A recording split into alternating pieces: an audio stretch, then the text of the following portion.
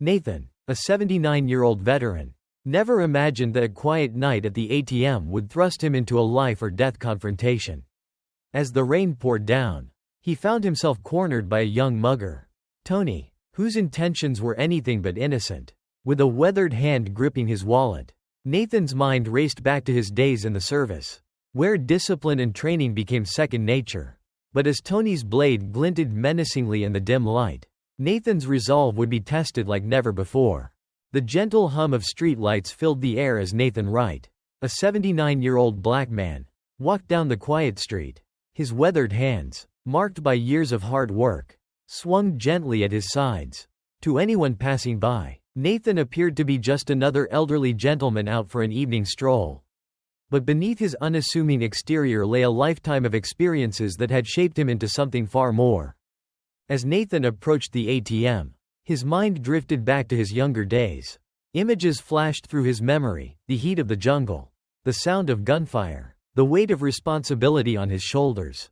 Though he'd hung up his uniform long ago, the discipline and awareness ingrained in him during those years remained as sharp as ever. The street was deserted, save for a young man loitering nearby. Something about the way the man carried himself set off alarm bells in Nathan's mind. As Nathan inserted his card into the machine, he kept one eye on the reflection in the ATM screen. The young man was moving now, approaching with a purposeful stride. Nathan's muscles tensed imperceptibly, his body preparing for what his mind already knew was coming. "Hey, old-timer," a voice called out, dripping with false friendliness. Nathan turned slowly, coming face to face with the young man he had noticed earlier. The stranger's lips were curled into a smirk, his eyes glinting with malice. "Evening," Nathan replied calmly, his voice steady and measured. He took in the young man's appearance, mid-20s.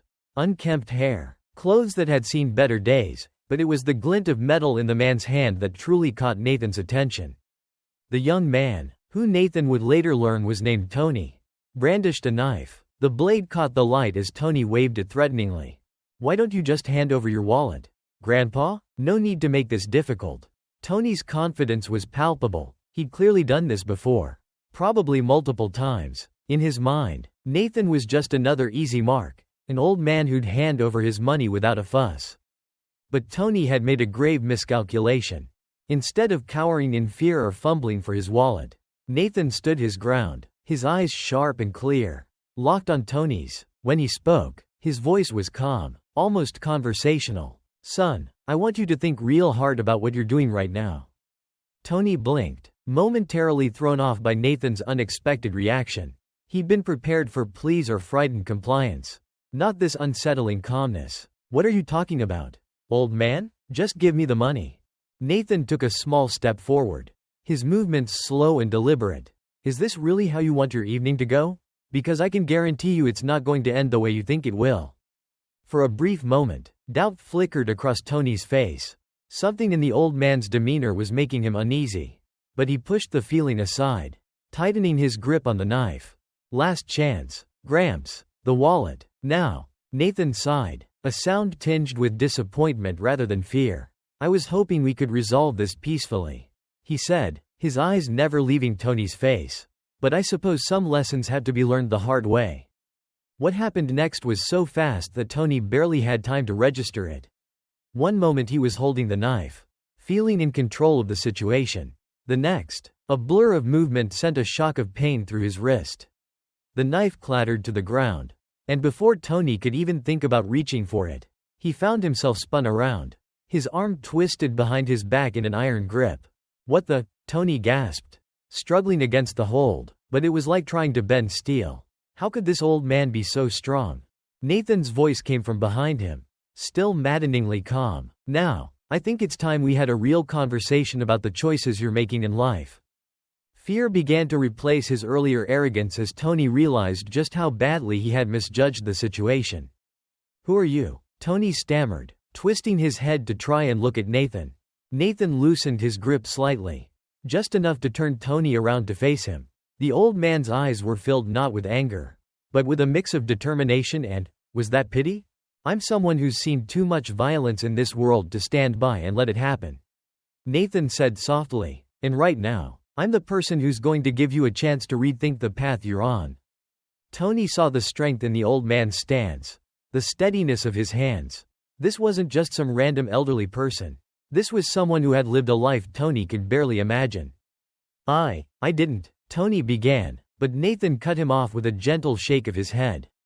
Save it, son. What matters now is what you do next. Nathan's grip remained firm, but there was no malice in it. You got a choice to make. Do you want to keep going down this road?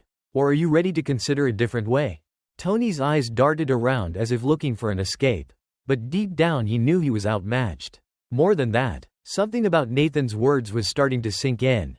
I don't know, he admitted, his voice barely above a whisper. Nathan nodded, a flicker of understanding crossing his face. That's a start. Admitting you don't have all the answers is the first step to finding them. As they stood there, the reality of the situation began to settle over Tony. He had come here thinking he'd score an easy target. Instead, he'd encountered someone who had not only bested him physically, but was now challenging him on a level he hadn't expected. What are you going to do with me? Tony asked, a tremor in his voice betraying his fear. Nathan considered the question for a moment. That depends on you, he finally said. I could call the police right now. Or, Tony tensed, waiting for the other shoe to drop. Or we could talk, Nathan continued. Really talk? About why you're out here with a knife trying to rob old men at ATMs. About what brought you to this point. And where you go from here. The offer hung in the air between them. Tony's mind raced, weighing his options. He could try to run, but something told him he wouldn't get far. And even if he did, where would he go? Back to the same life that had led him here? Why? Tony finally asked. Why would you even give me that chance? Nathan's grip on Tony's arm loosened further, though he remained alert for any sudden movements. Because I've seen too many young men throw their lives away. Because I believe that everyone deserves a chance to turn things around. And because, son, I think you're better than this. The night air hung heavy with tension as Nathan stood beside the ATM. His hand resting gently on Tony's shoulder. The young would-be robber's posture had softened, his earlier aggression replaced by a mix of shame and cautious hope. Their conversation had taken an unexpected turn, opening up the possibility of a different path for Tony. The wail of sirens pierced the night air, growing louder as police cars approached the scene. Nathan stood calmly, his weathered hands resting on Tony's shoulder. The flashing lights bathed the area in alternating red and blue. A crowd of onlookers held their breath as the confrontation that had begun as a simple robbery attempt transformed into something far more complex. The first officer to emerge from his car was a tall, broad-shouldered man with salt and pepper hair. His sharp eyes scanned the scene, taking in the unusual tableau before him. As his gaze settled on Nathan, something changed in his expression, recognition followed by surprise, and then deep respect. The officer straightened his back and, to everyone's amazement, snapped off a crisp salute. Sergeant Wright, he said, his voice carrying clearly through the night. I didn't expect to see you here. Sir. A ripple of whispers swept through the crowd. Sergeant Wright? The elderly man they had watched disarm a younger attacker was a military veteran? Nathan returned the salute with a slight nod. At ease, Officer Johnson. It's just Nathan these days. Retired, remember? Officer Johnson lowered his hand, a small smile playing at the corners of his mouth. Once a sergeant, always a sergeant in my book. Sir, mind filling me in on what's happened here? As Nathan began to recount the events of the evening, Tony listened in stunned silence, his eyes darting between Nathan and the officer. Disbelief etched on his face. Wait, Tony interrupted, his voice barely above a whisper. You're a war hero? Nathan turned to Tony, his expression softening. I served my country, son, did my duty, like countless others. But that's not what's important right now. Officer Johnson chuckled. You picked the wrong old man to mess with. Sergeant Wright here is a legend in these parts, decorated veteran, hand-to-hand combat expert, and one of the finest men I've ever had the privilege to know. Nathan, noting Tony's reaction, gestured for Officer Johnson to give them a moment. He then knelt down, bringing himself to eye level with the young man. Listen to me, he said, his voice low and intense. What you did tonight was wrong. You made choices that could have ruined your life and hurt others. But here's the thing about choices, you can always make new ones. Tony looked up, surprised by the lack of condemnation in Nathan's tone. Life isn't about the mistakes you've made. Nathan continued, "It's about what you do next. It's never too late to change your path, to choose a different way forward. No matter how lost you might feel right now, there's always a way back to the right road. The question is, are you willing to take that first step?" For a long moment, silence hung in the air. Then, almost imperceptibly, Tony nodded. I want to," Tony said, his voice barely audible, "but I don't know how." Nathan's face broke into a warm smile. "You'd be surprised. This community is full of people who believe in second chances. People who've made their own mistakes and found their way back. People who are willing to help, if you're willing to do the work."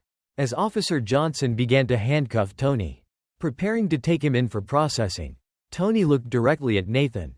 "Thank you," he said, his voice gruff but sincere. For not giving up on me.